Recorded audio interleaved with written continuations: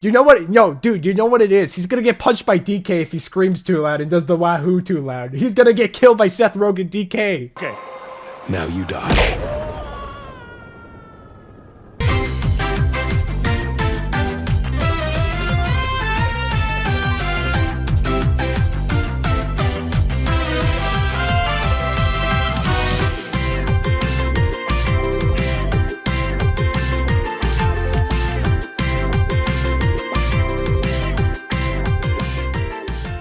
Happy Wednesday, everybody. Welcome to Wooper Watch. I am your host, Cyanize, and I'm joined by my other host member of today. I'm trying to change it up every time. I'm trying to see what. At least you're trying. At least you're trying. Right? Because I don't want to keep saying, "Oh, this is my co-host here." You know, I got to change it up every so often. All right. I mean, yeah, but like that's kind of the thing. But regardless, hey, it's me, a very tired and worn out Mystic Gengar. It's been a day, guys. It's been a day, but we're not going to complain about that because honestly, if we did, it'd become really sad and depressing. But we're not here to become sad and depressing. It's Wednesday.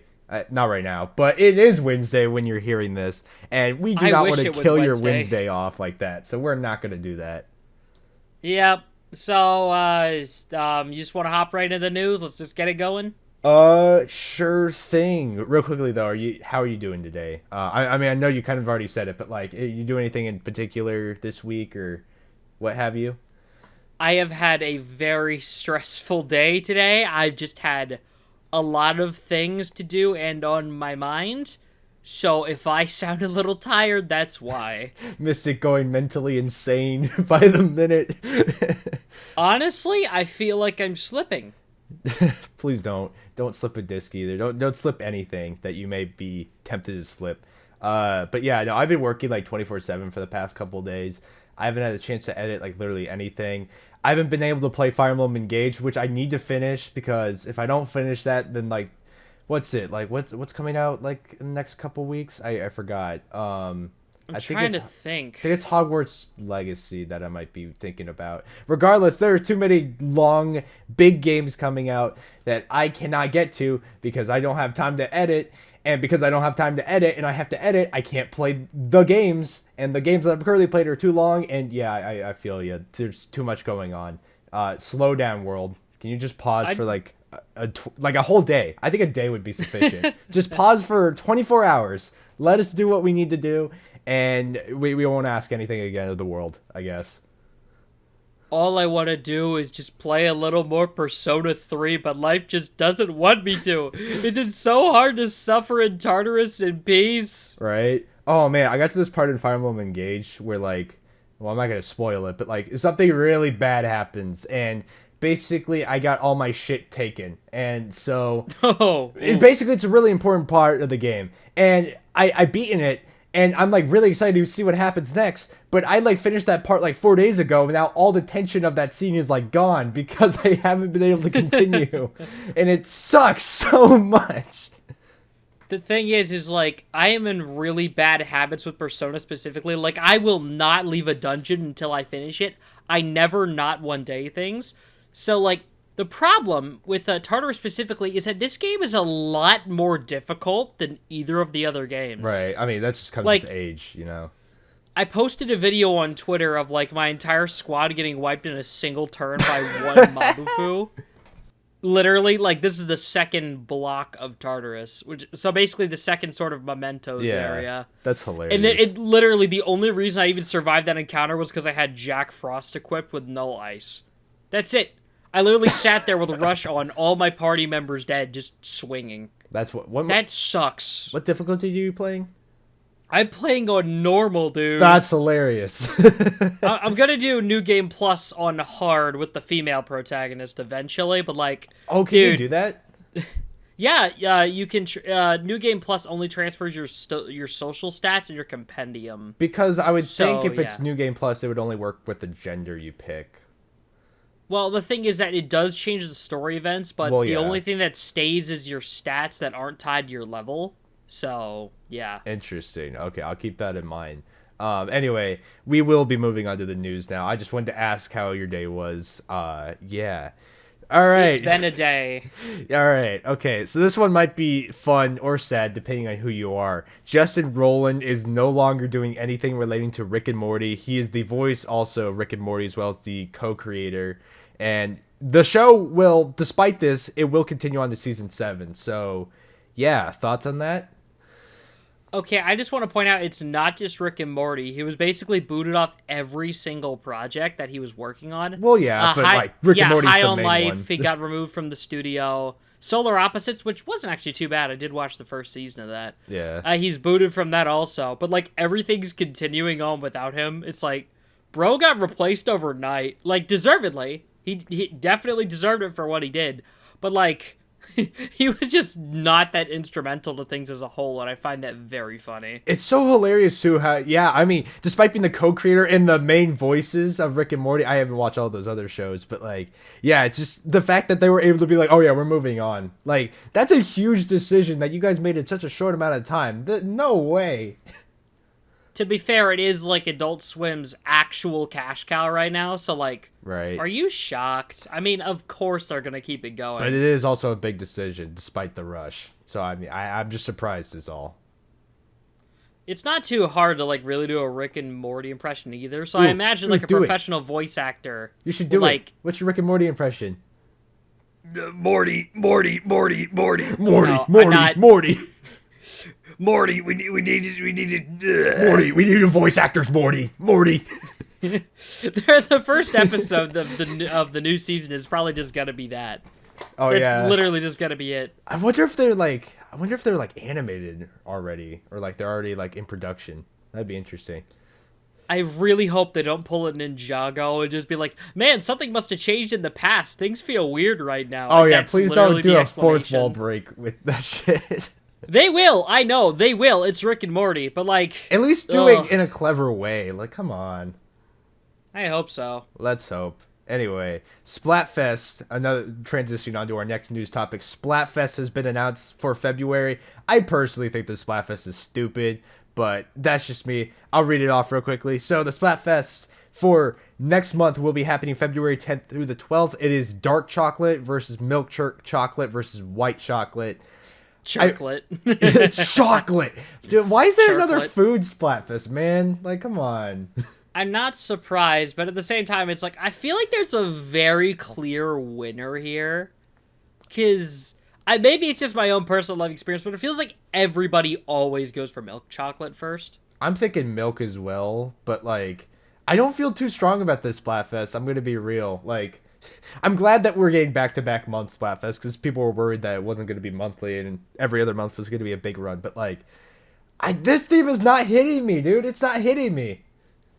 Honestly, I just don't really care a ton. Like, I might probably hop... I'm not even sure if I'm going to stream it. I think I'm just going to hop on, just rank up once or twice, and just get my sea snails and go. Right. Oh, you should probably get to King so you get the max amount, but yeah. Well, yeah, but like, I don't think I care enough to fight for it here. Yeah. I thought I was going to like... I know I skipped a couple of Splatfests, but I honestly thought that, like, oh, I'm going to keep making videos for every Splatfest. Dude, I skipped the spicy one, the spicy, sweet, sour one. I'm definitely skipping this one because I am not motivated to fight for this team. Like, as a content creator, there's only so many things I can make memes and jokes out of. I can't make any jokes about these chocolates. The only joke I can think of was that one post on Twitter where someone, like, made a joke about the dark chocolate's color being shit color.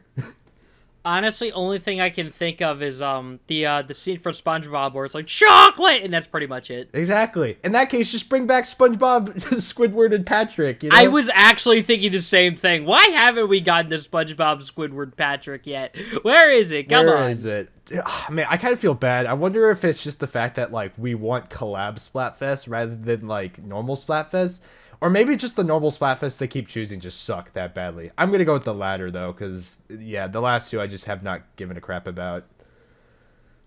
Like, I'm just kind of sitting here, like, please move on. Yeah. I don't really care much. Please give us better themes. Anyway, something that's actually interesting regarding Valentine's Day and the February month as a whole, Pokemon Masters Datamine leaked update has dropped. There is a lot to talk about here. How should we tackle this?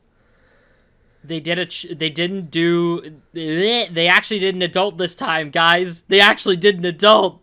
Wait, what? Yes. What? What they did Elisa for Palentine's, you know, like every other year. I'm pretty sure it's just been one of like pro tag or rival characters, but they did an actual like interesting like adult character for the Valentine's Day event. Took you long enough. And hey, I'll give you the W for this one. They gave her the yellow hair like you like.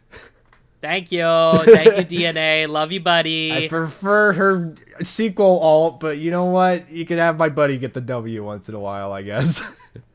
Yeah. It is an Elisa alt. I'm not going to complain, though. And even though her kit kind of sucks ass, I will be going for it. Like, although I hate that it's togetic, dude. Why is it togetic? It's togetic and it's memento. Memento, you know, that offs itself, right? Sorry, not memento. It's metronome. It's a metronome set. Oh, metronome. But like, it's not even that good. It's just RNG. I mean, but like, that'd be funny if it was memento, though. That would be funny. Just kill yourself. But yeah, okay, sorry, we got a little off topic. But yeah, Valentine's units, we have Palentine's Elisa and Palentine's Mallow, so that's pretty cool. We also got a couple other units in the game. We got Annabelle, the Sun and Moon version Annabelle. We got a... Why does she have Snorlax? Why is it Gigantamax? What are you doing, Seriously, DNA? What are you cooking? We already have red. Like, what the fuck? Like, actually, what are you cooking? This is a genuine question. What are you doing? There were so many options from her. She's from Gen 3, am I correct? I believe. Yeah, she's technically from Gen 3, but the redesign is from 7. Yeah, from 7. So, yeah, there were so many options. The Laddie twins! She literally has one of them, I swear. Okay, like, honestly, I'd be fine if she had Snorlax on the condition that it had Pulverizing Pancake to match, you know, Gen 7 right, moves, give it the but Z she move doesn't! instead. You're right, like, dude, why is it a Dynamite? Like, Red doesn't have Pulverizing Pancake because he has G-Max, so why doesn't Annabelle have Pulverizing Pancake? Dude, oh my god, you're speaking so much facts right now, what the hell? Yeah, I know, right? Although I will say, out of all the units that have, like, dropped in the game or whatever, dude... Lysander and Volcanion. Dude, way to like give not Lysander, but like Volcanion some lore, like because he's been lacking it. All you have is the movie, but now he's like actually gonna get shit in this part 2 of the Kalos arc. I'm so happy because Volcanion got completely shafted because I still hold the firm belief that they were actually planning on doing something with it in Z, but like. Dude, the only lore it got was, like, the one guy in the film studio in the middle of, what was it, like, Mauville City, who's, like, if you show up with a Volcanion, if I recall correctly, at least, he's like, yeah, this thing was discovered in the woods, like, a long time ago, and no one ever saw it again. Yeah. That was literally it. So now we're actually going to get, like, some sort of lore. Like, I'll take anything. Actually, now that I think about it, like, I'm like, reasonably here, what if it, like, has actual ties to the ultimate weapon, and that's why Lysander wants it? Oh, that could be cool, dude. This is why y'all need to get on the Pokemon Masters train, bro. They're actually giving, like, Pokemon, like, the shit it needs regarding its, like, story and characters.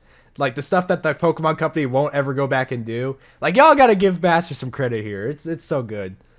I'm actually thinking about this a little more, and what, like, hear me out here. He already has the ultimate weapon power source in Yveltal. But the thing is, what he also has now is, like, basically a steampunk machine thing. Yeah. Hear me out here. He's trying to create a mini ultimate weapon to launch on Passio. He's going to explode Passio now. He's just going to destroy it. Oh, it's going to be wonderful. But yeah, then we also got Drasna completing the Kalos Elite Four. So we are going to get a Kalos Champion Stadium thing. And have you heard the remixes yet? I have not heard the remix for the Kalos. You need to, Okay, dude. Okay, I couldn't find them during the data mine. Just go in the data mine chat in the server. But like, dude, Malva's especially. There's vocals in hers. It is insane. What? There are vocals in Malva's. Like chants or vocals? Like vocals chanting, but like it's still crazy. Oh, I thought you were gonna be like, did they just give the Kalos Champion theme lyrics of all songs? Well, like, Diantha's theme is just Diantha's theme, but the other 4, like, obviously got their unique themes, and they're all banging, of course. I mean, I assume you like the Kalos Elite 4 theme on its own, right? I actually don't remember what it sounds like. Okay, well, regardless, you check out these remixes. They're all very solid, as per usual. And, yeah. And then to end this segment off real quickly, Morty is coming to the Trainer Lounge for this month, so pretty cool. It's like, do I really have a reason to care, though? Because I since when was Morty this popular? Like, it feels like he's gotten so much attention in the game. Dude was, like, one of the worst gym leaders in Gen 2. Like, what? I don't get it. Why does everyone like Morty so much? I don't know, but, you know, I quite like Morty. Like, Morty. I was thinking the same thing. Yeah. I just wasn't going to say it. Had to reference the first bit. But no, but, like, I don't know. Like, I didn't care for him at first, and then playing this game, I started to like him a bit, and his Ho-Oh Signa suit all is pretty fire. I don't know. Oh, jeez, Rick. Why is the Ho-Oh shiny, Rick? Oh, jeez. It just is Morty. Morty, it's a shiny. Just throw the Master Ball. Catch it. Just catch it, Morty. Okay, all right, we got to move on. More Pokemon stuff. I'm assuming you didn't watch this episode either. Like I said, I feel like they're probably just gonna release these all in one batch on Netflix when it's done. So I'm just waiting my time. Bro, just go look up 9anime, pirating website. It's easy. I know. I'm just lazy. For free. I have things to do, man. For I have free. a life. If you're bored in class, just look up 9anime, get your headphones on, boom, we got an anime to watch. Dude, my teachers are strict. I'm not dealing with that, man. All right, fair. Anyway, this is probably the best episode ever. So, Brock comes back, but also Silent comes back. So it's really, it's interesting. The two kind of clash. Silent brings back his, what is it? Evaluation time? I forgot what it Oh what it's my called. god, they did? Yeah, he brings that back. It's literally a giant, like, best wishes, like, freaking nostalgia boner during this Love entire letter. show. It's so cool. But basically the plot is that Brock gets, like, shut down by this girl. As per usual, he's like hella depressed, but then they're like out like exploring. They go off to this like flower field to cheer him up, and then eventually this Hattering in the nearby woods like Hattering? uses a thing to like make Brock like chase after her, thinking that like the Hattering's like a female, a woman, and he starts Okay, like wait, chasing. hold up. Run that back. What region is this in? No idea, but I'm assuming this is Galar, considering that the woods they go into reminds me of the woods next to the fairy gym. Okay, because, like, I was being like, what? There's no way this takes place in Unova if there's a Hattery in there. Well, no, but I'm saying the general vibe of the episode is, like, very Unovan, I would say.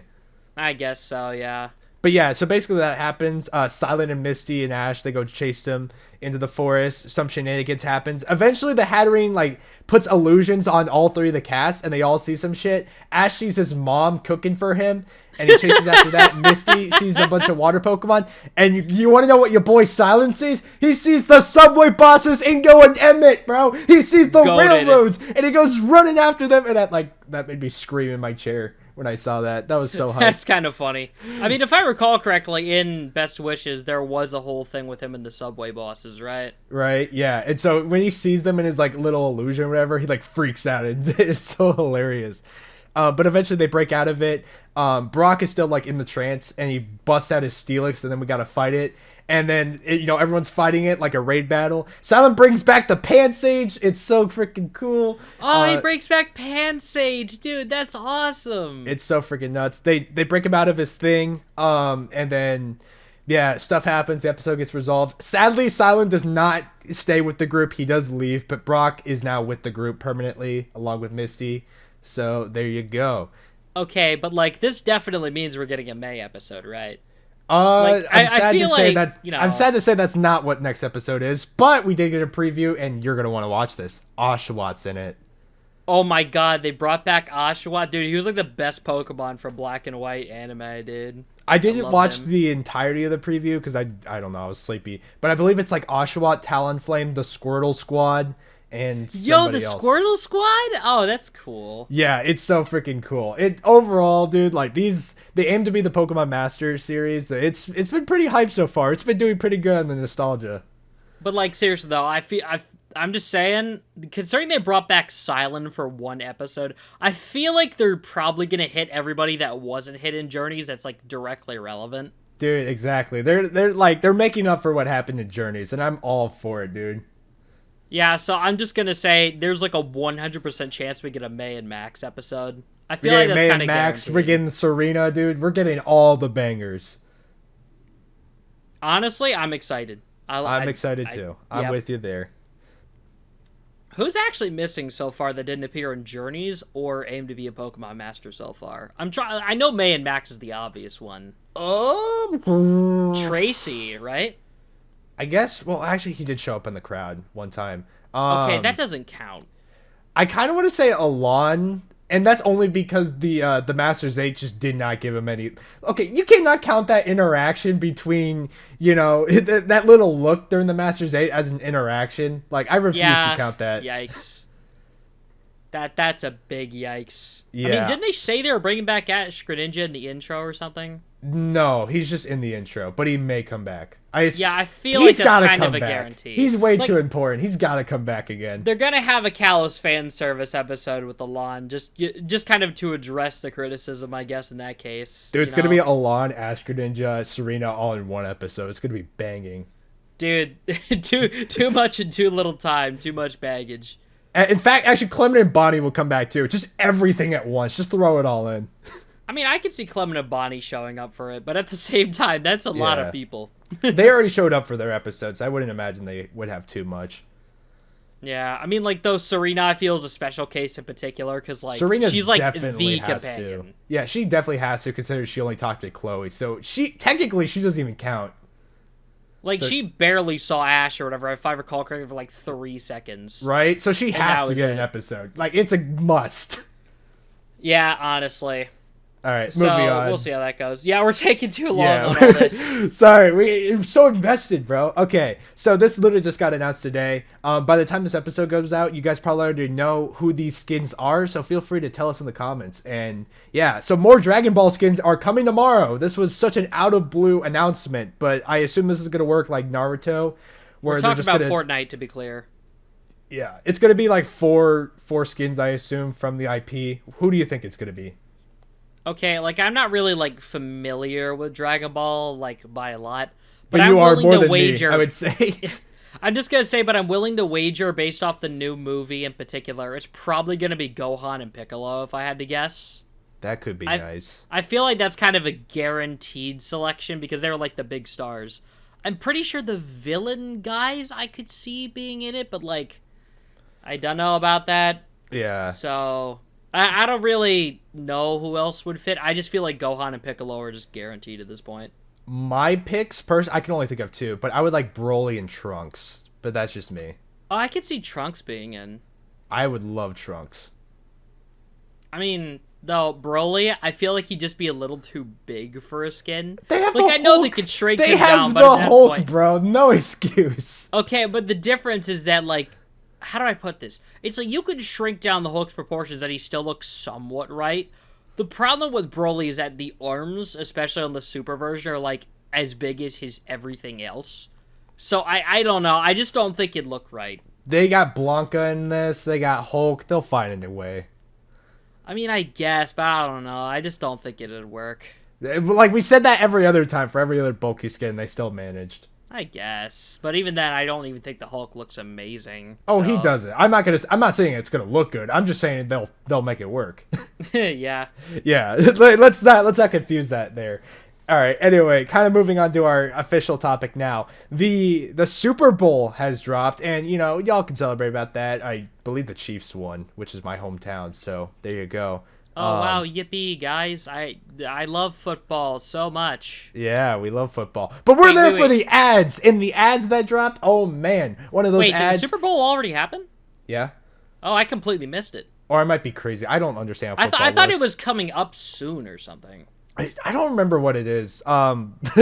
Regardless, what came out of it was this ad for a 30-second clip of the Mario movie. The first 15 seconds were just stuff we already seen. But then we see Mario grabbing the cat bell. Oh my fucking god. Okay, no. I'm stopping you. Super Bowl is on February 12th. It has not happened yet. Okay, sorry. I'm stupid. I'm so sorry. Okay, continue with your freak out. Okay, so Cat freaking Mario. Okay, we've already seen Raccoon Mario. There's definitely going to be a Fire Mario, considering Fire Peach is the thing. But, like, I didn't think they were going to reference, shit like this, Like, I know it's a 2013 game for Super Mario 3D World, but it's just nuts that it's in this movie and that they're gonna reference stuff like that. This opens up so many more possibilities, which we'll get to more in the episode. But like, the fact we're getting Cat Mario. Also, I'm gonna use the smug face for the thumbnail. I'm just gonna tell you guys that right now. For those of you watching on YouTube, that smug face, it's totally gonna get on the thumbnail. But yeah, he gets the Cat Mario, bro. It's so freaking cool. And then it ends off with like DK like punching him. Now you die. And it's so cool. We get to hear more of Seth Rogen's voice. More of? This is the first time we've actually heard his voice, though, as DK. And it works, weirdly. I'm going to be real. This is kind of a hot take. I think it's worse than Chris Pratt. Okay, Mario. I can see where you're coming from, but I feel like the animation is hard going to carry DK in this movie, because he looked really good in the trailer. Like, all these expressions and stuff. Right. I don't think the voice entirely fits, but I feel like the animators can make it work. I genuinely put the faith in that. Right, and like, this is also just like, and this was the same thing with Chris Pratt. The more we heard him, the more I got used to him. But like, since this is our first time hearing Seth Rogen as DK, like I think it was also like a little not synced as well, because I like looked back at it multiple times. I swear. Yeah, it looked weird. Yeah, you're right about that. It looked really weird. My guess is that might not be the actual line from the scene, because there is like a lot of instances of movie trailers where they'll have like a different audio take for it. Exactly. But it's like from a different point in the movie, but it sounds better for the trailer, so they just put it over a different non-spoilery clip. Right. So I'm going to assume that's what it was, and that's probably the reason I didn't think it sounded right. So until I see more of him, I think so far for me, he's probably the worst sounding character of this film. Yeah, I can see where you're coming from. I feel like I just need to see more of it in movement. Right. Whenever we see more DK, I'll probably rethink my entire thoughts. But for now, I think he just sounds a little off. But that's okay, because we got the green screen punching meme now from it, which I'm going to totally be abusing in so many videos to come. So I apologize for Cyanize channel viewers. Quick, have Donkey Kong punch the screen. Oh my gosh. But like, seriously though, the shot of Mario getting the bell, you hear the power-up sound, it's like, wait, that's the 3D World one. He bounces off the block and then flips down. That looks so sick, though. That was so freaking clean, dude. And like, unironically, I was like, oh my god! The pose he gave, too, at the end of it, like, oh my god, dude. Like, I might be a hot take, you know, and The Last of Us TV show came out recently, so this is a very hot take, but this is probably one of the best video game adaptations. Like, I'm saying it right now, like, it's looking really good. They're referencing everything in this. Listen, honestly, I have my full faith. I have my full faith in this movie now, especially because they're like, okay, the clear pipes felt like an obvious addition, but they're like actually taking stuff from even the modern games as well as the old stuff. Like, I figure when it was coming down to power-ups, I feel like, oh, we're just gonna get the Fire Flower, maybe the Raccoon Leaf, because they're the iconic ones. No, right. They're actually pulling out, like, the stuff. Like, I'm not expecting to see, oh, it's the Boo Mushroom from Galaxy. No, they're not gonna be making those deep cuts or whatever. They might just reference it, though. Who knows? I mean, honestly, I could see that happening. Dude, that like I know the Cat Mario is a pretty big, important power up in the modern Mario universe. I call it the biggest like breakout hit of a power up. I'd say it's like the one, but at the same time, it's like I just didn't expect it. They really care. I just did not expect it to be in this movie. Like, you would think they would appeal to like the general like masses and not just like Mario fans, you know? Like, honestly, I figured it was gonna be more of like something where it's like in a montage or something. But no, we're probably gonna get an actual Cat Mario fight scene. Like, what? Right? Hello? I don't mean to like diss the Sonic movie, of course, but at least the first one, it's just kind of like, you can kind of watch it without any knowledge of Sonic. There's not like much in there that like really references like what Sonic is. And so to see this movie kind of just like referencing multiple parts of Mario, it's amazing, honestly. Yeah, but I feel like we should probably just... Do you think we should start going over the sort of timeline of how our feelings have changed over with the movie right exactly. now? Because like, while we're praising it right now, we weren't like this beforehand. Like, I a lot of us did not feel this way before these trailers came out, which I find really funny and a stark contrast to how we feel right now. So I guess it's really important to highlight that. Like, when the movie, like, articles first started coming out, it's like, Nintendo has secured a deal with Illumination, or it's like, Illumination? Really? I mean, like, not even like Yeah, we're- DreamWorks. I mean, We're all like, oh yeah, movie's gonna be shit. We already know. yeah, everyone was just kind of betting on it being really bad. Remember the old like 4chan green text about the first trailer? It was like waking up in the morning feeling like P Diddy. Yeah, you know what I'm dude. talking about? But yeah, even then, like people still like meme the first trailer and replace it with like, oh, if a movie came out in 2006, it would be like this most generic music, you know, ever. And it's for a movie trailer. It's so funny. Honestly, well, I'll talk more about the actual music in a bit, but like, I genuinely was kind of like, oh, this is just gonna be okay, isn't it? Like, I had the sort of confidence that there will be something of substance, but I just figured it wasn't gonna be like amazing. The general consensus for sure was like, you know, even if it ends up being bad, if it's at least funny and like, if it's like, what's the term for it? It's like you watch it because it's so bad it's funny. Not just Yeah, like, I get what it's you're just- saying. Just so bad it's just, good. Yeah, exactly. That's the term. So a lot of people were like, just based on like those little like tidbits we'd hear about, we're all just like, okay, let's just hope that, hey, if it's gonna be bad, it's at least kind of funny. It being like animated was sort of a thank God moment. Right. But at the same time, it's like, you couldn't have picked a sketchier studio to start with, dude. Dude, yeah, if we didn't, like, we'll get to it, but if we didn't see what we eventually would see in October, oh boy. It would have Yep. it would have been really sus. And also another thing to add on to this, but like this is also coming off the cusp, whatever that word, I cannot English today. But like this is coming off the fact that they had a Mario movie before with the live action one from like the 1980s, 1990s. I forgot when it came out. But like, yeah, this is like their second time go around at making a Mario movie. So they have to like, they got to compete with that. Well, not like compete, but like, you know. Yeah, I mean, I You kind know. of see what you're saying. It was pretty much guaranteed to be better overall, but at the same time, it's like, you gotta have the right director, because last time they didn't have the right directors and writers and stuff, and it all fell apart. But Right. like, now there's actually people behind it that have like the passion there to make it work, and there's actual like source material now. So I felt a bit confident that it was gonna be better, but at the same time, it's like maybe not the best choice, you know? Right. I was not expecting much. I mean, going back to the old movie again, but just like the Goombas were taller than Bowser and they looked like giant dinosaurs. Like, oh my goodness. The bar was not high regarding Mario movies. And I know this is like after the Sonic movie, so they kind of do have a lot to live up to. But like just in general, we were not expecting much for the Mario movie. So when this first trailer came out, and when they were gonna like officially announce that it was coming, and like I also find it kind of cool that like we got like the poster for it beforehand, so we kind of had like a bit of an idea of what to expect. But that's all we had. It was just like a poster for 2 days and then the actual trailer. The sheer anticipation of waiting for that moment was like excruciating. Dude, it was nuts. And like I remember seeing that poster and thinking like, oh, is this just like an amusement park ad?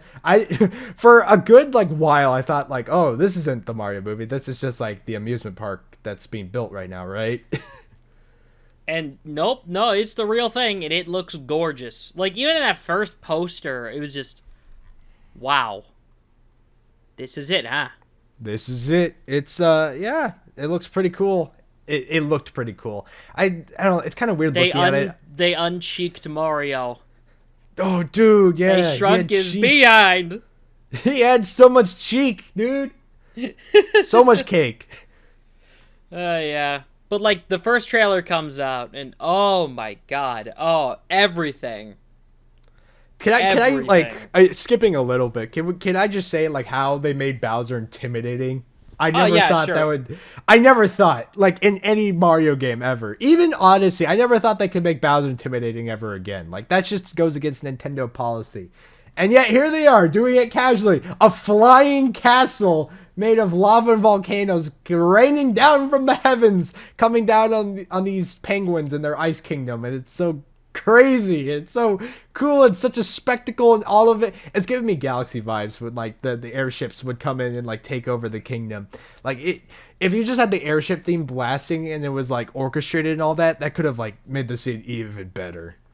Honestly, I get where you're coming from, but then again, it's also not the first time they've done a flying castle with Bowser. Like, it's been in a lot of the RPGs. But at the same time, that's a thing from the RPGs.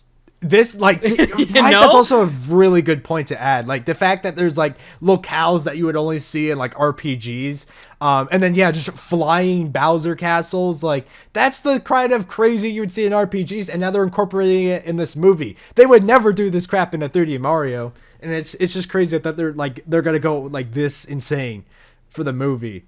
I'm all for it, man. I'm just all for it. Like, the penguins, too. Like, yes, I like that. That's cool with me. Right. I mean, like, they're kind of random. Like, the last time, I might be wrong, the last time we kind of saw the penguins were 64. And yet, despite that, we still kind of recognize them. We're like, oh, yeah, it's the penguins from 64. They have their own kingdom. They have the king penguin from the Backyardigans also. It's so cool.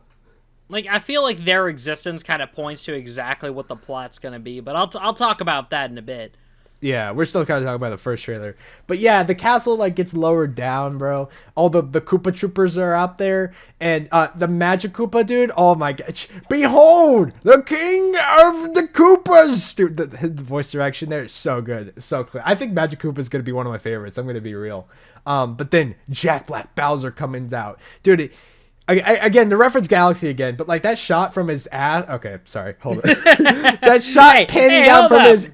Yeah, the shot panning down from his ass all the way up to his head, showing, like, his shell and, like, the scale textures on his, like, body and all that. Like, oh my god, it reminds me of that the model used for Galaxy a lot. And, like, it also just demonstrates how, like, freaking menacing Bowser is, dude. It looks so good. He looks so crisp. The effects, the lighting of the whole scene is so freaking crisp.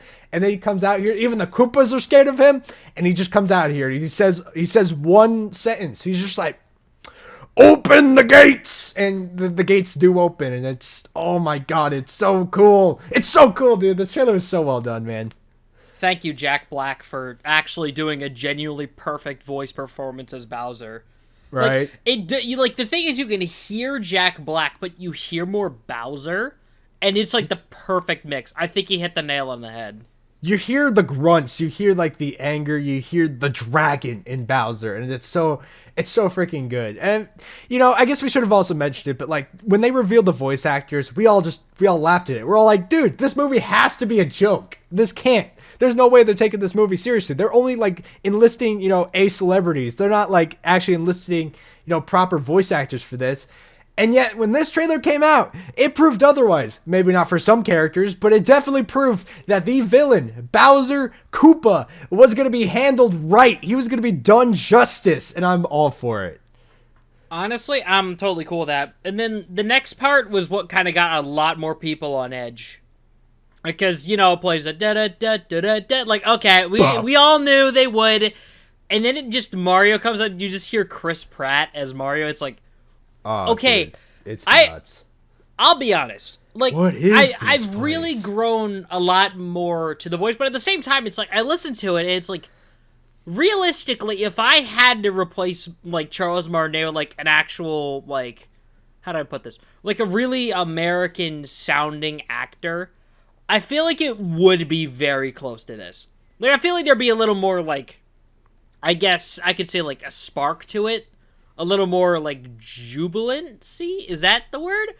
Just a little more bubbliness, I guess. Yes. Just more emotion. I agree. Yeah, a little more emotion to it. But I feel like the actual voice isn't too far off. I feel it might be more the voice direction, if I'm being real I mean, we're kind of looking at this in the sense that we've seen multiple trailers now of Chris Pratt talking. And now I've kind of gotten used to it. But yeah, just a tad bit more emotion. I'm kind of playing devil's advocate a little bit here. I know a lot of people would, like, hate this take, but, like, I'm not mad that Charles Martinet is not voicing Mario. Like, I kind of agree in the sense that, like, I know he's a really good voice actor. I'm not dissing his abilities, of course, but, like, as Mario, like, speaking sentences and all that, I don't entirely mind it being Chris Pratt. I do wish he would get more emotion and all that. But yeah, I don't entirely mind now. I don't know. It might still be a hot take to say that, but I've gotten used to it.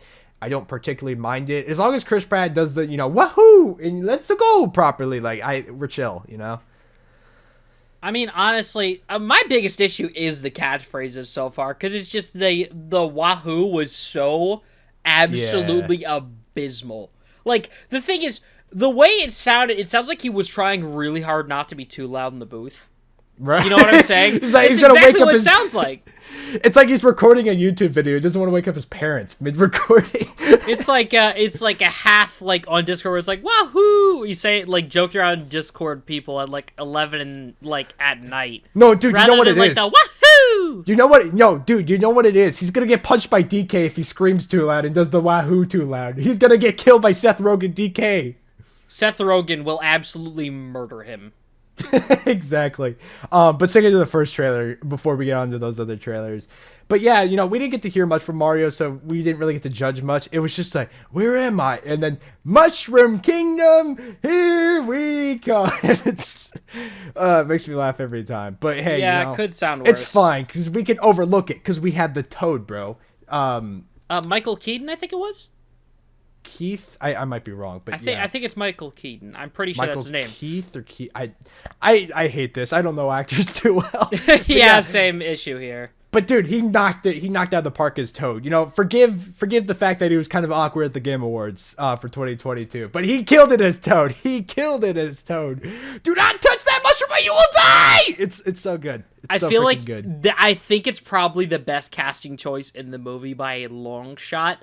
Like, the thing is, I'd say it's even more fitting than Jack Black as Bowser. Because the thing is, it hits the exact note between I can tolerate this for a few hours, but it still has its squeaky annoyingness to it. Right? He somehow made it not annoying. That's perfect a huge line. Surprise. It's the exact balance that was needed for Toad, and I think it just fits perfectly.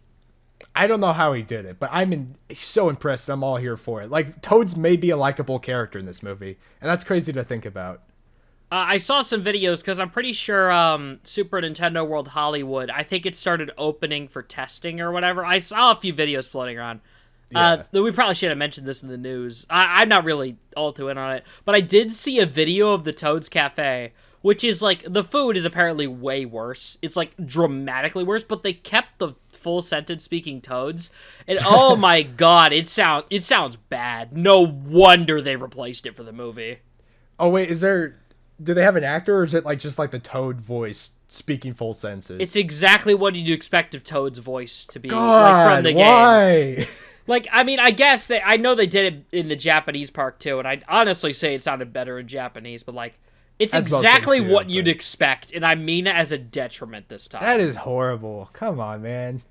For once, I prefer the A-list celebrity to do it. Yeah. Although I will say, probably my favorite shot from the first, like, you know, the whole teaser trailer or whatever, was the shot with Luigi at the end that was just so kinetic. I hope the actual... dry bones. That was clean. Yeah, we haven't seen like a ton of actual action scenes from the show yet. We mostly seen some of the more slow talking scenes, you know? Yeah. But like the actual kinetic motion of Luigi in that scene jumping over stuff was like, yes, this is it. That's what I want.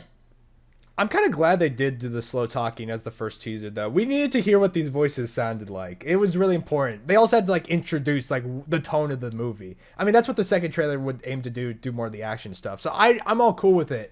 But as for my favorite scene, it's definitely Bowser breathing the fire, burning down the entire castle. Like, just another like dominant scene. Like, it's so funny because when a lot of people think of like dominant Bowser and like angry, like evil, you know, demon lord king or whatever, like they think of the Smash Brothers Bowser that like Sakurai likes to do with him.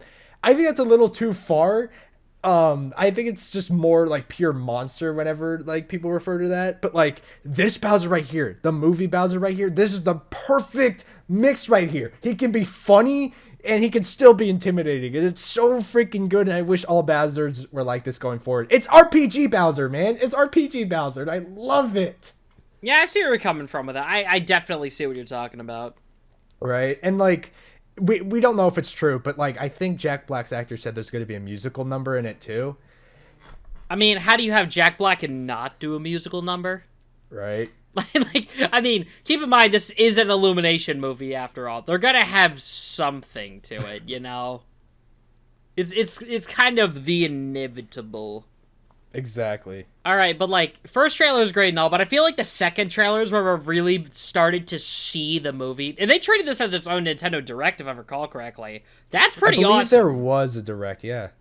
Yeah, it was like a little director. They had, "Hi guys, it's me, Seth Rogen," and then it didn't show Seth Rogen's voice in the trailer at all. Oh, actually, that's a funny thing you mentioned that. A little bit off topic, but for the first trailer, when they're like before they showed the trailer and they showed off the actors, I used to be a kid, my quarters, and I like stomping on Koopas. But that's Chris besides has the point. never played a Mario game before, and you can tell. But yeah, that's kind of, besides the actual like point of the movie and stuff. But like, Yeah. the thing is that the second trailer was such a, like, it already feels like a major improvement. Like, just in general. I like where it's actually going. How do I put this? It feels like we're seeing more of the movie's identity, I guess. Right. We're getting a clearer idea kind of what the plot's going to be about. It's Bowser like taking over these worlds, and Peach kind of acts like a protector of these worlds. I don't know if that makes any sense, but Okay. I think it's more of like kind of like an Odyssey situation. You know how it was like, oh, we have all these different kingdoms or whatever. I think because you know how in like I'll just get it out of the way now. You know how in like a regular Mario game you have like grass, you have desert, you have the fire, ice. the jungle, yeah. Yeah, exactly. What I'm thinking is that like the whole sort of thing is that they're gonna be going for like kingdom to kingdom, kind of like going through the worlds in a Mario game. You see what I'm saying, right? Yeah. Like, Donkey Kong Country is basically your jungle level. I mean, I'm pretty sure there was Cyanize on the world map they showed for, like, a second. Because it had, like, a giant pyramid in the desert. Maybe that's Cyanize, I hope it is. But, like, you see what I'm saying now, right? I feel like that's gonna be your general progression for the movie. Right. Though, I will say, Peach taking charge is gonna be great. Oh, dude, it's so good. I mean, sorry, I know it's a little also another off topic, but that Geeks and Gamers post, usually I agree with their takes about modern movies, but when they were saying that Peach is woke because of her, like, taking charge of her kingdom, I was laughing my ass off to no end. Like, honestly, I think they just really wanted to make Peach, like, a good character, because her voice, I feel, is, like, on point. Like, it doesn't sound anything like Peach at all on paper. But, like, Right. the actual delivery is fantastic. It's not my favorite of the film, but, it does its job. Personally, I think it's on point. And the actual line delivery with, like, the scene with Fire Peach for, like, 5 seconds is like, dude, you've got me entirely sold on this character. Outright. Yeah, it's really cool. I'm excited for her as well. I really thought that she wasn't going to do much this film. Not saying like she was going to be captured or anything, because, that would have been generic. But, like, I still just didn't expect her to do much, so it's crazy that she's gonna have a plot. She's gonna be traveling with Mario too, probably, so that's gonna be cool. Yeah, they showed her with Mario on the Cheap Cheap Bridge, so I'm assuming she's coming with. The Cheap Cheap I'm okay Bridge. with it. I'm totally okay with it, because, like, I mean, it's kind of a move, I guess, to have Luigi get a bit sidelined in the Super Mario Bros. Movie, but, like, You mean at the Green same Mario. time... But at the same time, though, Peach so far has been really good. I'm excited to see what they do with her character, because Mario looks like he's just kind of along for the ride. Right. I Dude, he's just, like, forcefully put in this world, and he's just like, oh, I gotta save it, I guess. Like, Peach seems to be the person actually driving the plot forward, and Mario's just kind of the muscle here. You know Right. what I'm saying? Mm-hmm. Because, I mean, of course you're not going to have the princess fight, the giant gorilla. Like, yeah, the Italian guy who you just met, yeah, sure, close enough. I wonder what the context of that scene is. I mean, they're all cheering for Mario, so clearly this has to be, like, well into the movie. But, like, yeah, they just have DK, like, fighting Mario. Like, I really wonder what the context here is. And obviously they become friends because of the Rainbow Road and Mario Kart section. So yeah, I mean, this is how they get you to watch the movie, Like, I feel like, what's happening here? no, I get a general idea of it. I feel like, because Cranky has the whole, like, king outfit on, I'm just saying it right now, it's just because, like, Peach needs allies to fight Bowser, which is why they're going for kingdom to kingdom. And, like, Cranky's just kind of being stinky.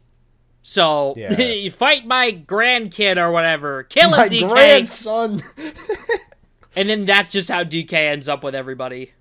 Yeah. That's probably it. I feel that's what's gonna happen. Now you die. Yeah.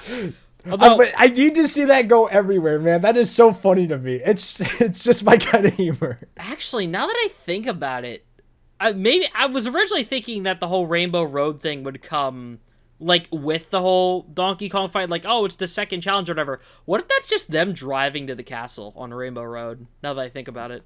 No, but like, yeah, imagine if like Bowser was like attacking the castle and like during the climax or whatever, Mario's like summon the Rainbow Road. I don't know how. I'm just throwing ideas out. And he brings his herd of monkey friends and DK to play Mario Kart and drive as fast as they can to the castle on the Rainbow Road. I don't know. I mean, I'm just gonna go off stereotypical children's film idea thing here. I feel like it's gonna be like, oh, they summon the Rainbow Road with some magical artifact or whatever, and then it's not like an actual race on top of the Rainbow Road like I was kind of expecting, but more of a, like, let's drive up to the castle on Rainbow Road. That's kind of what I'm thinking it's gonna be. Dude, if they just play the Mario Kart Wii Rainbow Road theme, and it's like, oh man, I want it to be the most orchestrated metal thing ever. Like, just the emotion, the intensity, the attention's all there. Like, oh my god. This is kind of cutting ahead a little bit, but, like, the thing is that they literally did exactly that in the clip they showed at the Game Awards. Right, yeah. Are we done with the clip that we were talking about? Oh, no, we're just kind of bouncing back and forth. Yeah. But, like, the thing is, with the clip at the Game Awards, they did the whole thing where it's like, oh, it's basically all the different grassland themes for a bunch of different games combined together with the Ba from New Super Mario Bros. At the end. If it's anything like that where it keeps switching between the different, like, themes for each world, I think it's gonna be, like, fantastic. The soundtrack as a whole. Like, the definitive Mario tribute soundtrack, if that makes any sense. You see where I'm coming from, right? Yeah, dude, it's just nuts that they're even using rendition. Because, like, I don't mean to compare it to Sonic again, but, like, Sonic didn't do any of this. They opted for, like, original orchestrated pieces. Dude, this movie says, fuck that. You're going to use every bit of Mario media that we currently have right now. And also to hear all the, like, themes woven together and, like, just constantly, like, swapping, like, seamlessly into one another. Like, it's so freaking good. And, like, oh, I also like how for the majority of the scene of Mario, like, walking through the Mushroom Kingdom, it's all, like, mostly it's one shot. And it's just him, like, walking around as, like, toads just go about doing their thing. The smug cheap in a bag, just, like, looking at him in disgust. And just, like, toads, like, hitting item boxes to get money. I'm surprised it's not being exploited, but you know what? Go off. Do your thing, I guess. But yeah, it's also using something like the Mario features, like invisible blocks and just floating bricks and like exactly those, like, little, like, what are they called? Those platforms that, like, move back and forth. Like, they're using platform elements featured in games, and it's so freaking cool. Like, they're taking what I guess the average viewer would perceive as like, oh, this is like a sort of just element of what's happening here. But instead, it gets sort of reworked into, yes, this is how this works in the world. Yeah, there's bricks, and people use them as bridges. Yeah, there's a bunch of these pipes everywhere. It's basically an escalator. Like, right. I love those little details. Like, they took what would be, like, a level in 3D world, and it's, like, basically just a walkway that people have to travel on to get to the castle. That's a really cool conversion of the idea of, like, oh, it's a side-scroller level, but now it's, like, a real living world. I love that. I do, too. I like, again, they're compared to Sonic, but, like, that world just, like, had a place that was called Green Hill. It had, like, nothing really to do with Green Hill outside of that. Purely because the world that did look like Green Hill, he got transported out of, so it makes sense. But, like, for this world, it's, like, all of it's just pure honest to God Mario. That scene in the arena that looks like the original, like, Mario Bros. Or Donkey Kong game. Yeah, like, it has the DK like, girders. Yeah, the girders. It literally has the girders that you climb on, bro. The Mushroom Kingdom, you know, place in general, like, has the item blocks, has the bricks, and has all the freaking doodads of a Mario movie game adaptation. It's so good. It is so good. I could gush about it for hours. Just the fact that they're just this, like, and the fact Nintendo allowed it too. Knowing Nintendo, like, it's just nuts that they're letting this movie, like, go crazy and giving it everything that Mario's ever done. Like, I wouldn't be shocked if they had a sort of restriction on, yeah, you cannot necessarily take certain aspects and change them too much, but I feel like the way they're taking what's there and making a new sort of actual alive feeling world out of it is fantastic. It is wonderful. It really helps with the world building too, and like clearly because they're going to be traveling to like multiple kingdoms and all that. If they don't have the world building down, it's not going to be as good. So from what little we've seen, the fact that the world building's down and all feels like really seamless and alive, it's really going to help, and I think it's going to make this film really good. Honestly, I just hope we see more actual locations other than just the Mushroom Kingdom and Donkey Kong Country. Because we all know the Donkey Kong Country one's set up for a spin-off movie, right? We can all tell. Mayhaps. Dude, there's so many things to come off of this IP as well. Like, I hope that, like, we get shit for that's the big one. We get Rosalina and shit for, like, the sequel. I mean, They did it with Mario plus Rabbids. You keep it in the Mario world, and then for the next one, you go into space. Like, I was gonna say like that. No, they're not gonna ever do Rosalina, I think, for the first project. But I feel like the Mario Galaxy games make for great upscaled sequel potential. Well, no, I'm saying for a sequel, they got to do Rosalina and all Yeah, that. exactly. It's the reason why they did for Mario plus Rabbids Sparks of Hope. It's that if you're making a sort of adaptation of Mario, the first movie or whatever has to be like the Mushroom Kingdom. It has to be your ground line, exactly, and then you can start exploring. Space. Yeah, then exactly. Up the ante. Then you can start getting weird with things. You can start importing elements like Galaxy stuff. Dude, I know I'm so biased for Galaxy, but like the sky's the limit. No pun intended. Like it's freaking insane what they could do with that, dude. Give me my Puzzle Plank remix also. Oh my god, I'd be so enamored by that. Bring back Starship Mario, the Comet Observatory. My man Lubba, bring him back also. Why not, Dude, oh my god. Okay, this sounds stupid, and I know it will never happen, but imagine Biggie Small comes back from the dead to voice Lubba. Oh my god. Oh my god. I mean, have you seen the completionist episode where he's like making fun of him being lame? Yeah, I think I remember that, yeah. Yeah, dude. Oh my god. I cannot unsee Lubba not being Biggie Smalls. It's like, it's a thing. It needs to be a thing. Although I will say, it kind of does worry me, because where exactly would you go after Galaxy necessarily? Because at that point you already have... a little too far to think about. But, I feel like it's a reasonable thing, because like if you look at Sonic, you could see it like a pretty obvious path of where it's gonna go. Okay, you have Sonic and Eggman. You then have like the rest of the classic games. You have like Knuckles and stuff. It's like then you move on to Adventure. They kind of skip straight to Adventure too, but I also kind of get why, Yeah. But like, you could see it like a genuine through line there. With Mario, it feels like they're throwing everything at the wall immediately, that I don't know how you could scale up the conflict but stay inside the Mushroom Kingdom. Unless you did Dry Bowser. Actually, Dry Bowser would be sick. That would be sick. It is a little weird, though, now that you mention it. Like, they already got Mario Kart in this. Like, that would seem like a thing you would say for, like, way into the future. And, of course, this is all just assuming they would do sequels. Like, for all we know, they could just leave it at this. But like, yeah, they're just going all in, and it's kind of a little crazy. It definitely is a lot to process for sure. I feel like they're not doing this with the intent of setting up a sequel outside of like probably a post-credit scene. I feel like they just wanted to throw all their eggs in one basket and see if it sticks. I think, and then go from there. Yeah. Yeah.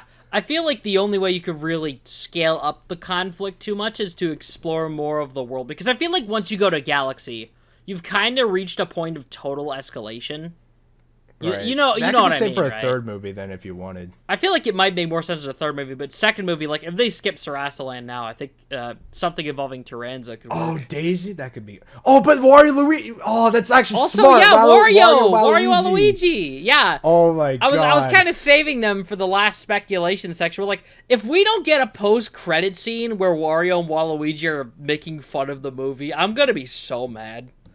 Dude, imagine like at the very end, not even like the first post-credit scene, the second post-credit scene, because that's what movies do now. Wario just like breaks the end of the credits. He's just like, hey, you thought it was over? And then just like, he says some like stupid shit and then like tells the audience to have a rotten day or something. And like, oh my god. As much as I want Wario to be voiced by Charles Martinet, because I genuinely don't think you could replace him. That has to be voiced by Charles. I agree with The you. worst part is that he specifically talked about in the past when doing interviews for WarioWare Gold that it really hurts his voice to do the full sentences. So it's like, dude, like I feel like he would take the chance if given, but at the same time, poor guy.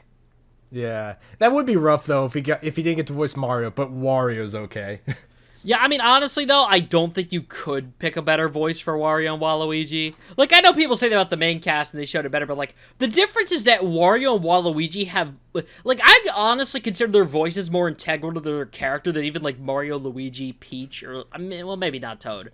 Well, but you see where I'm coming Luigi from, right? also, that's a little... But Mario, like, I feel like... Mario barely even speaks on his own anyway. Like, I feel like that's... All he does is, like, catchphrases and all not necessarily. I'm saying specifically that it's integral to them as a character. Right. Like, the only character where it's, like, actually integral to, like, their personality traits is basically Toad because he's loud and annoying. But, like, with Wario and Waluigi, their really scummy attitude mostly comes down to the voice and then the action. You see where I'm going with this, right? Right. But, yeah, that's why I feel like you need Charles' Wario and Waluigi. I don't know. I just think that's what makes sense. Because they specifically said he's voicing cameos in the movie. You know? Like, that tells me that they're hiding something. That is interesting. Yeah, I forgot that he did say that he was going to be camoing. I don't know how to say that word. I saw some people make a joke that he'd be, like, a commercial for the Mario Bros. Plumbing business as, like, the fictional voice. And like, before Mario gets transferred over or something? Yeah, like... exactly. Like, I saw somebody suggest that. It's like, okay, that'd be really funny, but at the same time, I really hope that's not the cameo, you know? Yeah, I wonder if he's going to voice, like, a Goomba or something. He's just going to come on in.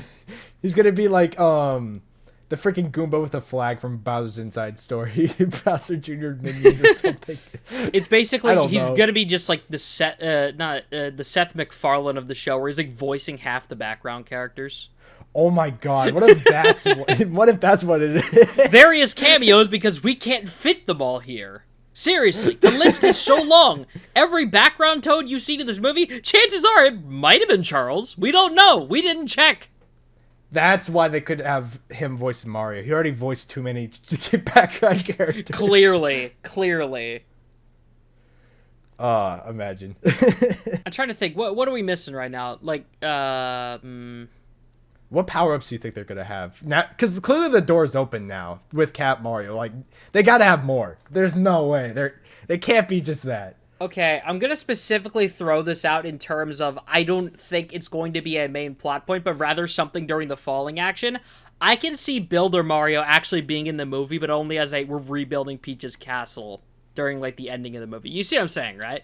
Yeah. Mario Maker Mario also. Pretty much. Whatever. Yeah, that's what Builder Mario is. Wait, what's that? It's the constructor guy. I forgot his name, but he's Foreman in the movie. Spike. Yeah. So I feel like that also like backs up your point with that. Also, there's got to be a Builder Mario. I feel Even if it's not like a power up, yeah. he's got to put the construction hat on and all that. At some point, yes. I'm also willing to wager that we'll probably see. I literally just had it in my. The Starman. We're definitely seeing that's going to be the climax of the movie, right? Like, right, dude. He's going to be like freaking fighting Bowser, and they're going to be like in a grip or whatever, and then like Peach is going to throw a star or something, and he's going to grab it, and he's just going to like run through Bowser with no thought in the world. They literally were talking about the Power Star in the first trailer, like, who's going to stop me? It's like, you know, if Mario touches that for 5 seconds, he's going to become literally unkillable, right? Right. Oh, hear me out here, because the only power-ups that can be combined with others are like Yoshi and the Starman or whatever. Hear me out here. Specifically have the Starman and the Cape Feather. Ooh. Like you see me cooking here, right? Oh my god, you are cooking. Oh no. Dude, like I feel like the cape would be like the perfect power for the specific climax of the movie, other than maybe Fire Mario, because it's the iconic one. But, like, right. Dude, how sick would it be having him literally fly in on the cape? How sick would that be? Better yet, get Luigi in on it, too. Bros Attack.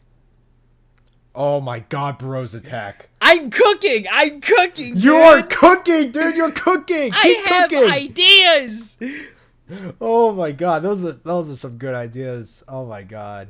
Because the thing is, I feel like we're not going to have Luigi be captured the entire movie. I feel like he's eventually going to be with the squad. And you're going to have, like, the Mario 2 3D World group where it's like, okay, Mario, Luigi, Peach, Toad. So I wouldn't be shocked if they actually did, like, a shot with that at the very end of the movie. I'm a little worried though. I do love the idea of like bros attacks and all that, but like unless Luigi's like brought back like halfway through the movie, like I feel like they won't have any time to develop bros attacks, and I feel like that would be something they could easily save for like the sequel. Yeah, I feel like make the 2 in the title is green because it's got more Luigi in it. Yeah. Oh, also another sequel idea, because we just love talking about sequels, not the actual movie that we're gonna get. But that could be a good chance to incorporate Superstar Saga and give them like fire and electricity.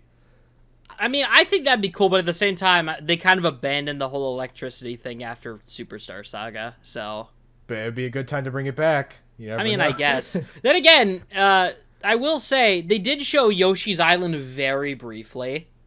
So, do you think he's gonna be in the? I was also thinking that would be a sequel character. I don't think Yoshi the character, is gonna be like in the movie. But just like Yoshi's. Yeah, like, exactly. Not the Smash Bros character, but like the Yoshis in the background like of his final species Smash. will show up, not like the Yoshi. How do I put this? I feel like he could tag along, but I don't think we're gonna get the Yoshi. Though, now that I think about it, imagine in the sequel they specifically end up in the care of a Yoshi like egg, like the baby Yoshis from New Super Mario Bros. U. Yeah. And like the Yoshi is raised from an egg. I think that'd be cool. Oh, and then the sequel is like grown up. Oh my god. Like, I mean, that kind of contradicts Yoshi's Island specifically, but then again, this is its own Yoshi's universe. Island. Like, this isn't like, Yeah, it's not the canon explanation. So right. I'm not gonna beat it up if it doesn't have a grown up Yoshi at the first thing. Yeah, exactly. But at the same time, imagine if the Yoshi was one raised from an egg, and that's kind of part of the plot. Yoshi. Actually, that would make perfect sense for like the plot of the second movie. Now that I think about it, that would work perfectly. Yeah. Like it's like own Yoshi. Basically flip the script specifically of Yoshi's Island DS, where it's like the Star Children, but it's just one Star Child. Yeah. And it's specifically you know what would Yoshi. be so funny? Like, even if he does raise this Yoshi, there's got to be a scene where he like dips his Yoshi, not into like an abyss or whatever, but like, just because like, Yoshi, I have to do this because it's the only way I can save you. Oh no, no, don't, no. He's got to do the meme. He has to. But like, I'm just saying, for the ending of the movie, you gotta have your brotherly reunion scene between Mario and Luigi, and then like together they beat the ever-loving snot out of Bowser. That'd be crazy. Also back to power-ups. I didn't get to share my power-ups. I would like Frog Mario. I'm a bit biased, of course, but I mean, there's gonna be an underwater segment. Yeah. I feel like if you're gonna have the cat, you gotta have the frog. Okay, I specifically think that Frog Mario is one of those power-ups that I feel like it would work specifically in like a montage, not like a plot point. You know what I'm saying, right? Yeah. I would say either frog or penguin, though. Those could be interchangeable. I have to agree, considering that there is a penguin kingdom and all that. I feel like use a penguin. I feel like it would be frogs for the underwater part specifically, but I can see them using Penguin Mario at that point of the movie. That works too. Whichever works. Honestly, yeah, that makes sense to me. I'm trying to think what I will say though, if they're gonna use penguin, then they're definitely not gonna use ice flower, or maybe they'll use both and they don't care. But they both do the same thing, unless they're just gonna omit the fact that penguin can throw ice balls. Oh my god, dude, the Mega Mushroom. Oh, the Mega. I didn't even consider right. that. Actually, now that I think about it, speaking of mushrooms in particular, how are they gonna handle the regular super mushrooms and the 1-ups? Are they really gonna pull like a Pokemon the movie, like the first one, where it's like Mario dies and they revive him with a 1-up at the last second? I don't see so 1-ups being a thing. I see it like being like a currency. Cause like they've omitted 1-ups in Odyssey and all that. Like, yeah, and then 1-ups is just purely a game mechanic that I can't see working in real life. And I know it's funny to say that considering that this is the Mushroom Kingdom and not real life, but 1-ups is just like. Unless they show that, like, oh, he does have a life counter, and that's, like, an integral plot point. I just don't see 1-ups being a thing. I mean, yeah, okay, I see where you're coming from, but I just had another thought for sequel stuff. Bowser Jr. Bowser Jr. and the Koopalings. Come on. Like, easy right there. I'd be shocked if you didn't have any nods whatsoever to the Koopalings or Bowser Jr. in this movie.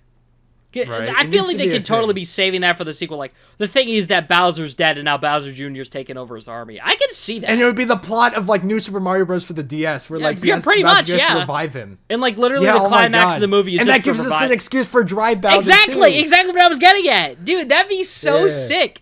Like, now that I think about it, there's so much more you could do than, do Galaxy for space. No, yeah, there's a lot more stuff you could do inside the Right, Mushroom yeah, Kingdom, save too. Galaxy for the third movie. You're right. You got way more to establish than Mario Kingdom also. Like, if I had to make my own plot line, I'd say the first part, we have the movie right now.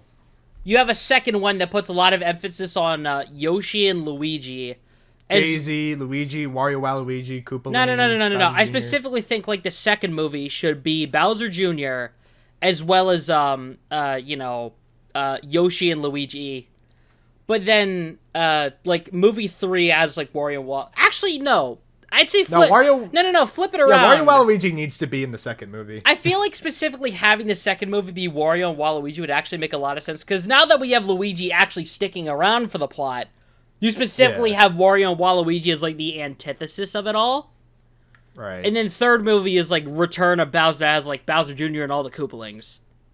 Exactly. And then, like, 'cause you don't want to throw them up into space. That would be weird. And then fourth movie, you have like, actually go to Galaxy.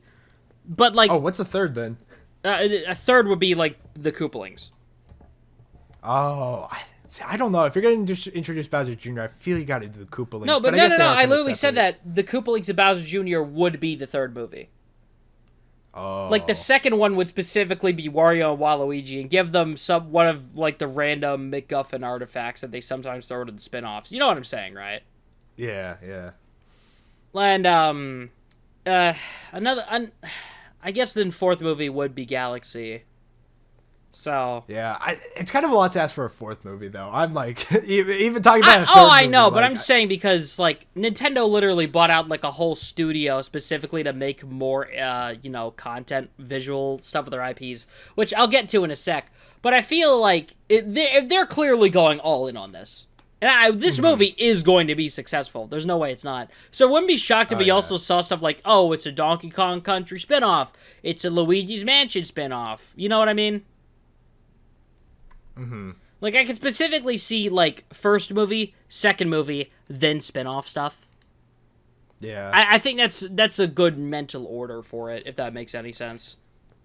I feel like if they did do spin-offs, like, a lot of this discussion would be definitely different in terms of, like, how they would tackle movies. Like, especially, like, Bowser Jr. Koopalings, like, that alone could be a spin-off. Wario Waluigi, I bet you that could be a whole movie No, on its I own, don't. too. When I say Like, spin-offs, I don't specifically mean, like, it's a TV show focused around X character. I specifically mean, like, movies based off the spin-off Mario stuff. Like, okay, you have Donkey Kong set up in this movie, and then you have the Donkey Kong Country movie that has, like... Because, I mean, we've seen Diddy, Dixie, and stuff in the background, but, like, they're not going to be main characters as far as I can tell, just background stuff.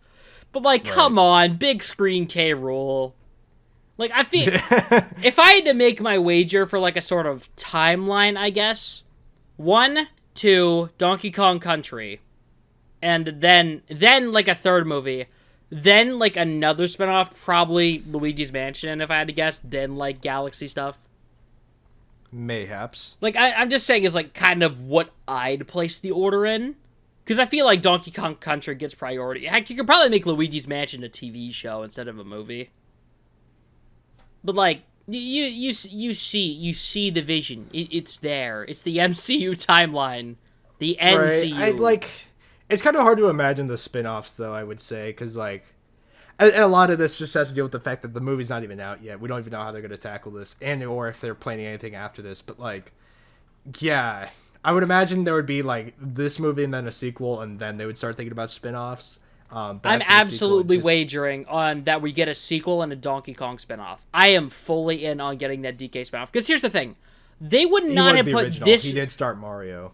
But no, it's not just that. I'm going to say, because they made so many background Kongs in this, like, every member of the Kong family is in that background.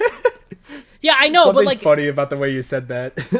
Like, the way they gave, like, Cranky top billing and stuff, like, when they announced the cast, that reeks to me of, we're specifically fleshing out the Kongs to give them their own standalone adventures.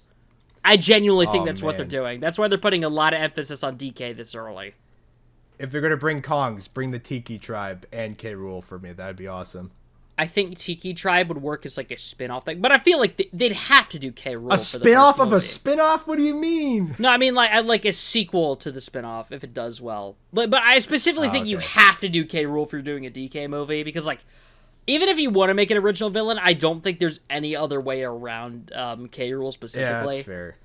I just kind of like the Tikis a lot, and that's just because Country Returns is my first game. Oh, I totally understand that, but the thing is that like you have the Tikis, which are just kind of floating little masked dudes, and then you have, like, the Kremlings, which had an entire sort of society built over 3 games. Yeah. I feel like there's kind of a specific line in the sand there. No, I get you.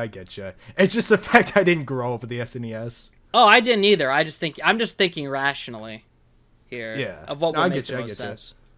Though, if we're talking about, like, spin-offs, like I said, Nintendo bought a whole studio. What properties do we think are going to get adapted into what? In, like, just the Mario universe, or, like, do we Oh, no, I'm talking, like, Nintendo as a whole. Okay, so we're definitely getting Metroid and or Zelda. I feel like one of those two is, like, a guaranteed. I feel like Zelda is going to make for, like, a movie. Oh, Zelda first, of course. There will be, like, a Zelda movie. I just think, like, Metroid's, like, the easiest to do outside of Zelda as well. Like you can fit a whole game into that one movie. I feel like if I had to take a guess, Metroid feels more like a... Like, how do I put... Like, a Phase 2 thing. Like, okay, we're, like, moving on from the main franchise. Now we're going to start covering some slightly more obscure stuff. I feel that's kind of where a Metroid look at it as like a Marvel thing, but no, I'm just saying, like, I don't mean to look at it as like specifically a Marvel thing, but if we are talking in the terms of making like a bunch of movies based on these properties, it feels like sort of like a tier 2 or 3 on the priority chart. You know what I'm saying? Like, I can totally see them doing it, just not immediately like its top priority. Though another one which I'm specifically willing to think that I think would not work as a movie. I think it would be abysmal as a movie. I specifically think a Splatoon anime would work really well. Yeah, that can't be a movie. It needs to be like an episodic anime. Like that's I been can shown see time and time again. Exactly, yeah. Because the thing is that the manga's been ongoing for so long. I don't think it'd be a straight adaptation of the manga. I think it would be something on its own as a TV show. Like, you could make the single-player mode for, like, Splatoon 1, like, a 1-hour special. You know what I'm saying? But I don't think Splatoon in and of itself could work as, like, an actual standalone movie. Right. As for, like, movies, though, I mean, Fire Emblem Xenoblade, like, those are easy. Like, you could easily make something out of that. I don't think they would sell that well. Don't get me wrong. But, like, you can make an easy movie out of one of those. And Xenoblade is kind of, I feel, like an opposite situation to Splatoon, where it's like, no, not really opposite. I feel an opposite in tone, because like Splatoon would probably be like an episodic thing, but I feel I'm thinking like movies for both of these. No, I'm specifically saying though, I feel like Xenoblade is too long to fit in like a movie. Yeah. Because normally I would agree with you there. It's just like I feel like Xenoblade could like. And, like, this would have to be a direct, like, adaptation of the game. I don't see them making an original thing for this. Because if it was an original thing, then I probably would see it as episodic. But, like, if this is, like, adaptating, like, an actual game, I could totally see them condensing that into an hour or 40 minutes. I know that sounds like a lot, even coming from someone who's played the game. But, like, I could see it. I could really see that happening. I mean, honestly, considering it's like 100 hours, and like, I don't mean this as a direct comparison, because they're very different games, but like Persona 5, another like really long JRPG, it barely fit in that 26 episode run when it got its anime. And now, keep in mind, that's like 26 30-minute episodes. So I'm just saying, realistically, looking at a long JRPG, I feel like if you're going to adapt something that big in length, it's going to need more than, like, one movie. I think as maybe a 2-parter thing, I could see that happening, though. Maybe. Maybe it's just me thinking, like, Xenoblade 1. I don't know about the other two that well, but, like, Xenoblade 1, I could, like, easily condense that. If you take out, like, multiple, like, exploration parts and, like, you know... I could see Xenoblade 1 easily being able to be adapted to a movie. It might have to be a little bit longer, but like I could see it happening. Yeah, I guess so. Yeah, you know, I could see what you're talking about. As for Fire Emblem, I have no idea how they would tackle that. I feel like Fire Emblem, you could probably adapt 1 or 2 games. Like I feel like they'd probably do what's the first one called? Shadow Dragon. Yeah, Shadow Dragon. I could see them doing that, but not going too much farther. Like, I don't think they'd adapt everything unless the movie popped off, which, realistically, it's not gonna. Because at that point, you're only appealing to people who know Marth from Smash. Like, because Fire Emblem is still, like, a niche franchise. Yeah. Once again, I'm kind of just like throwing franchises out here. I'm not saying like they. I mean, they're doing the Mario movie. That's already a huge thing. Like I would expect them to go to these like lower tier franchises like immediately. Oh yeah, but no, I'm just like throwing not. ideas out there. Oh, we should have mentioned Kirby, dude. Like, what would they do for Kirby? I actually have no idea what they do for Kirby. Because, like, on one hand, I can see them... Because the thing is, they already made a really good TV show back long in the past. Right back at you. He comes around. Okay, yeah, but, like, seriously, though. Sorry. I mean, Kirby, I feel like, is so hard to nail down. Because if you make a Kirby movie, what do you tackle? Do it? Exactly. Because is it... What parts do you tackle? Like, oh, in Kirby, too, he can't speak. That's another thing. Yeah, exactly. So you have to have Kirby traveling around with somebody, which I feel like makes sense to be Bandana Waddle Dee. You know, you could probably. But he can't speak either. No, I feel like they make the Waddle Dee talk. I don't know. I feel like they would in the terms. They've of never the movie. spoken though. Well, I mean, outside of like text and all that. Yeah, but, and specifically like, talking though in terms of a movie, I can see it making sense for them making the change. But like, the thing is, I feel like you could specifically adapt the Dark Matter saga, and I think it would work well. But that could work pretty well. I feel like if you specifically, how do I put this? I feel like you could merge the first couple games together. Like, I feel like you could take elements of like, okay, you have Kirby's Dream Land for like you could basically skip that, I think. Like, you can have that be relatively short. But I feel like you kind of have to merge the plot of Kirby's Adventure with all the Meta Knight stuff. But you have to have, like, the climax of Dreamland 2. You see you see what I'm saying here? Like, you have the thing leading up to the Star Rod and the Fountain, but instead of Nightmare, it's instead Dark Matter. You can, or at least it's hard to describe. It's hard to. I'm sorry, I cannot see Kirby that well, which is funny considering we can see like every other franchise pretty well, but Kirby's it's difficult. But like, it's hard to describe because I feel like you have a good idea with like Meta Knight sort of being like the force in the back pushing things forward as Kirby like moves toward a goal. Probably with like, yeah, I guess so. And then you have, like, Dedede being like, oh, he's there for the final boss, and then you go straight to Dark Matter. Because I feel like if you stall too long on, oh, Dedede being stinky poop fart or whatever, it's not going to work. Dark Matter, it's going to come out of the blue for no one who's, like, ever, you know.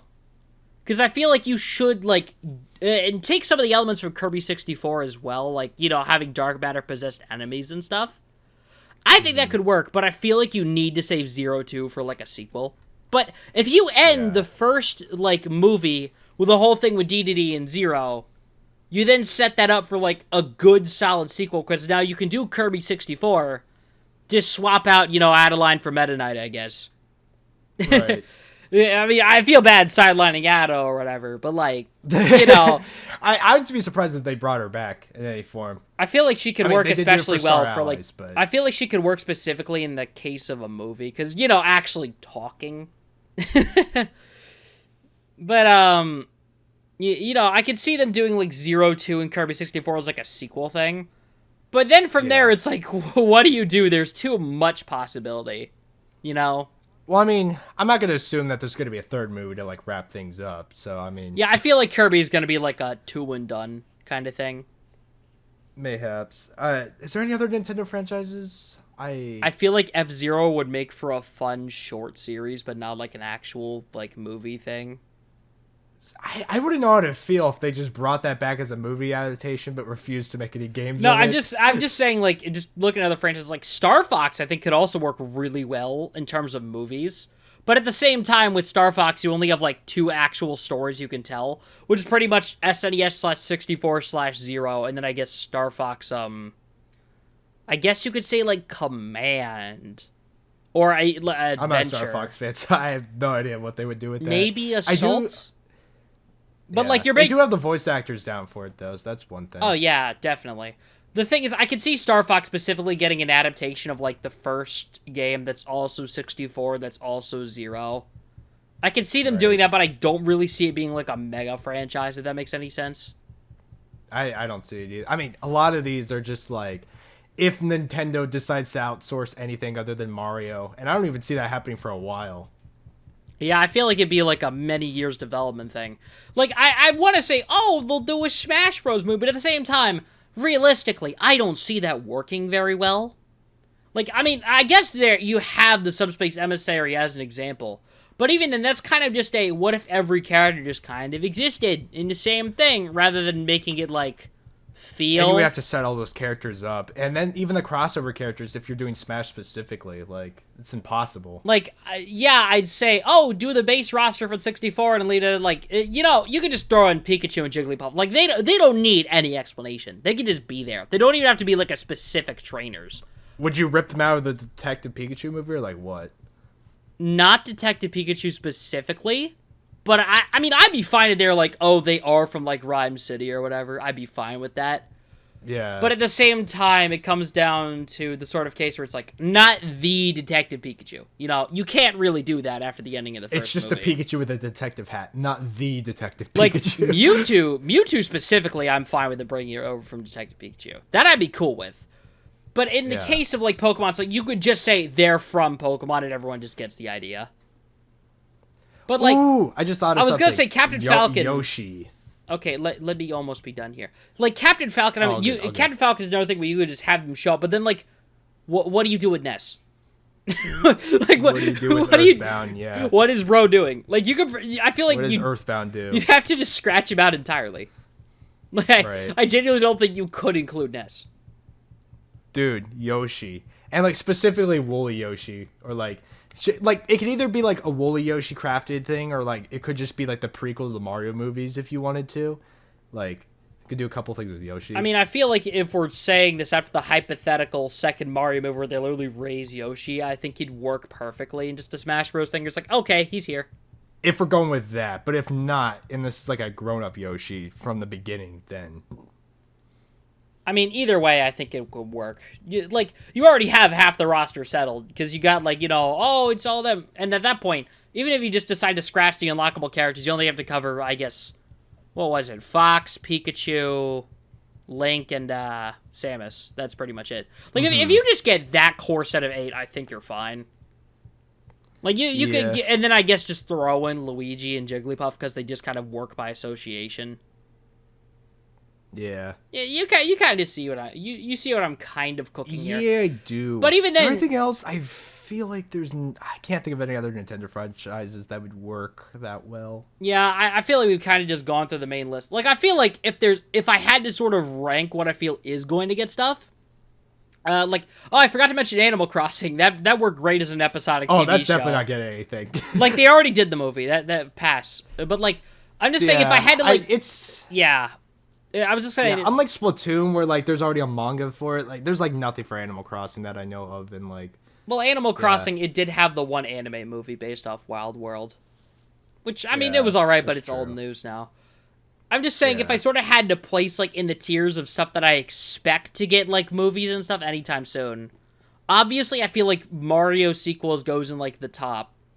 I'd probably put, like... sequels, Zelda, Metroid... I'd probably put, like, in a sort of second tier, I'm gonna say Zelda and Pokemon.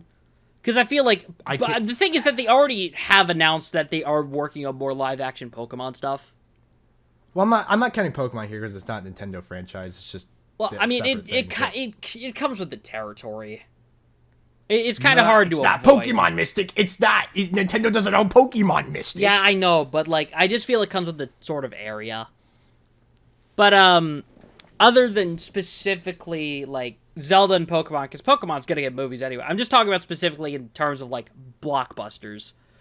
I feel like I'd probably put, like, Metroid right beneath that as well. Like, I can see Metroid happening, but if you're saying it's gonna sell well, I can't promise that. Star Fox I can also see being in the sort of same tier as Metroid.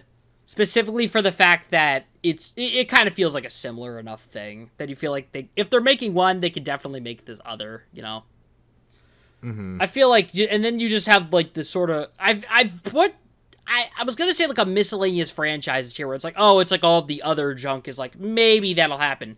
I feel like Splatoon is just like a tier over that because it's like not as a movie, but as something connected. I can see that happening. Same with Animal Crossing. It's like definitely not as a movie, but I feel like it's too popular to ignore. At least doing something for some streaming service, you know.